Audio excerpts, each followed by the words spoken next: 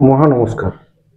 হয় আপনাদেরও হয়, থাকলে হবে, অবশ্যই হবে। সৃষ্টি লগ্ন থেকেই চলছে। এই শ্রাবণ মাস চাষ চলছে।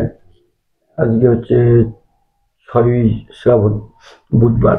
চাষ যখন চলছে মাঠে, দেখবেন পাশাপাশি দুটো জমি যদি থাকে, দুজন পৃথক ব্যক্তি, তাদের মধ্যে এমনি সম্পর্ক প্রচন্ড ভালো, কিন্তু বছরে একবার ঝামেলা হবে বর্ষাকালে।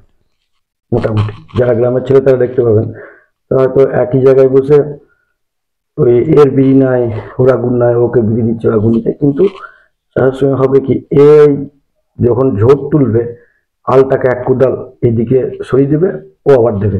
আল সে এক জায়গায় থাকবে, কিন্তু এত সরু পাতলা হবে যে আপনি হেঁটে যেতে পারবেন না।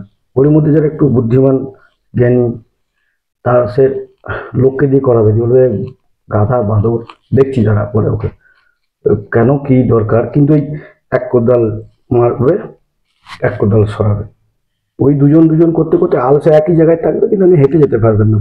আমি যদি ওই জমির পাশ দিয়ে যেতে হয়, আপনাকে পাশের আল দিয়ে যেতে হবে। চাষের সময় বুঝতেই পারছেন, এক কোমর খাদা হয়ে যাবে যদি আপনি জমি যান।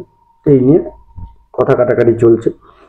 যেখানে দলাদলি হবে সেখানে বলা বলি হবে, বলা বলি হলে ঠেলাঠেলি হবে, ঠেলাঠেলি হলে কি হবে, হাতাহাতি হবে, হাতাহাতি থেকে লাঠলাঠি, মারামারি, তারপরে ফেলাফেলি, দৌড়াদৌড়ি, এই হবে।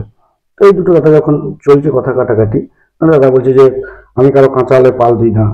আমি একটু করে পাশের জনকে গিয়ে বলছি যে হাগো, ওর যাওয়ার দরকার হলে ও তাহলে জমি মারিয়ে যায়, তো এও একটু রেগে গেছে।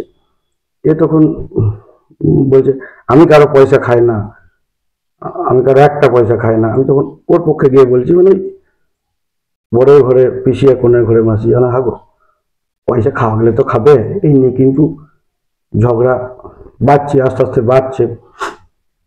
আমি তখন কি করলাম, তখন দুজন দেখি ঝগড়া করছে, তখন আমি বললাম যে তোমরা দুজন আচ্ছা বোকা তো, কেন কি হলো কি, তোমরা এই হাত থাকতে মুখ কেন ব্যবহার করছো, ব্যাস মারামারি লেগে গেল, হাতাহাতি হয়ে গেল।